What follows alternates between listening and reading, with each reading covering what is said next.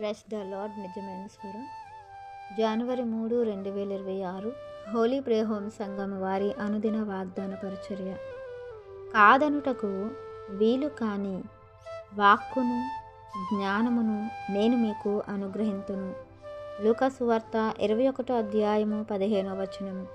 ప్రియమైన దేవుని వారలారా, ఈ యొక్క మాటను బట్టి సందర్భాన్ని మనం చూస్తే, మన ప్రభువైన యేసుక్రీస్తు వారు శిష్యులతో అనేకమైన సంగతులు జరగబోవు, సంభవింపబోవు ప్రతి విషయాన్ని కూడా వారికి తెలియపరుస్తూ, ఇదిగో అనేకులు మీ మీద తిరగబడతారు, నాకు వ్యతిరేకంగా నిలవబడతారు, వారి వలన నా నిమిత్తము మీకు ఇలాంటి నిందలు, అవమానాలు, మరి చెరలోనికి వెళ్ళేది, ఇంకా అధికారుల దగ్గరికి మిమ్మల్ని తీసుకువెళ్తారు, వీటన్నిటినీ కూడా మీరు చూస్తారు, అనుభవిస్తారు. అయితే మీరు ధైర్యంగా ఉండండి. మీరు మీ విరోధులకు భయపడిన అవసరం లేదు. మీ విరోధులు అందరూ కలిసి ఎదురాడటానికి కానీ కాదనటానికి కానీ వీలు కాకుండా మీకు వాక్కును జ్ఞానాన్ని నేను ఇస్తాను అని వారితో సెలవిచ్చారు.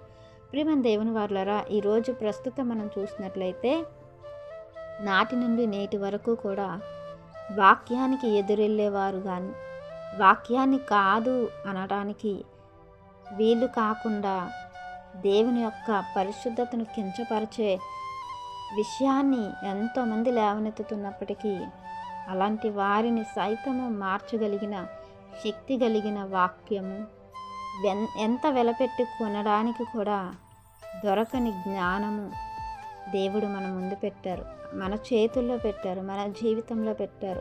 నిజముగానే ఎంత ఆస్తి ఉన్నప్పటికీ ఆ ఆస్తిని అంతా అమ్మిన రాని జ్ఞానం, తరగని ఆస్తులు ఉన్నప్పటికీ దొరకని వాక్కు దేవుడు మన చేతిలో పెట్టారు. నిజానికి ఈ వాక్కును బట్టి, ఆ జ్ఞానమును బట్టి మనం శ్రీమంతులని చెప్పాలి.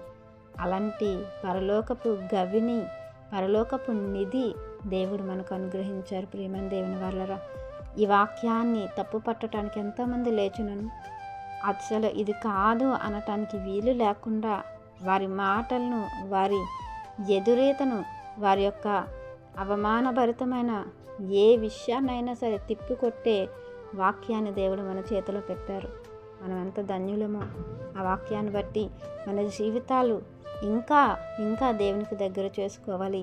ఆ వాక్యాన్ని బట్టి మనం దేనిని పడితే దానిని నమ్మి మోసపోకుండా ప్రభు చెప్తున్నట్లుగా అబద్ధ క్రీస్తు, అబద్ధ బోధకులు, అబద్ధ బోధ ఎక్కడైతే స్థాపింపబడుతుందో దానిని మనం విని దానిని నమ్మకుండా ఆది సంఘస్థులు ఎలా అయితే అలా ఉందా లేదా వాక్యాన్ని పరిశీలించి పరిశోధించి వారు తెలుసుకొని వాక్యానుసారంగా ఎలా జీవించారో, దేవుని నామానికి ఎలా మహిమ తెచ్చి విశ్రాంతిలో ఉన్నారో మనము కూడా అటువంటి జీవితాన్ని పొందుకోవాలని, తరగని ఆస్తిని దేవుడు మనకి ఇచ్చి ఉన్నారు.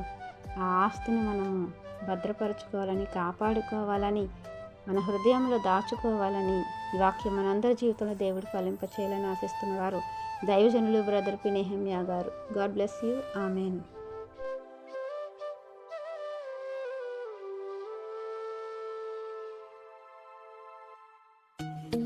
Hi friends, Holy Prayer Home Gajuwaka సంగమ వారు మాట్లాడిన విలువైన దేవుని సందేశములను మీరు వినటానికి మా యొక్క యూట్యూబ్ ఛానల్ హోలీ ప్రేయర్ హోమ్ను సబ్స్క్రైబ్ చేసుకొని పక్కనున్న బెల్ ఐకాన్ క్లిక్ చేయగలరు.